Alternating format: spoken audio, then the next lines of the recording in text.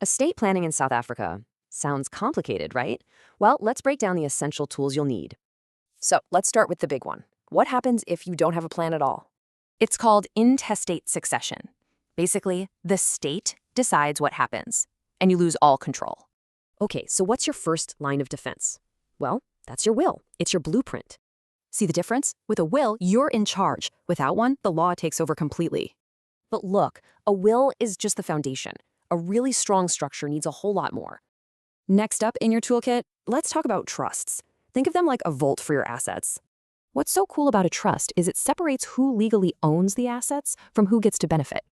And why do this? Well, you get protection from creditors, continuity, and even some tax breaks. All right, let's bring companies into the mix. They can be a key part of your estate's architecture.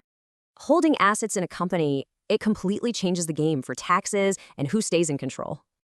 Yeah, it's a really strategic move for handling business assets and planning for tax events. Okay, now for some special financial tools. We're talking annuities and insurance. First up, retirement annuities, or RAs. In South Africa, these have a massive advantage. And that advantage? 0%. That's right, no estate duty and no executor's fees on your RA.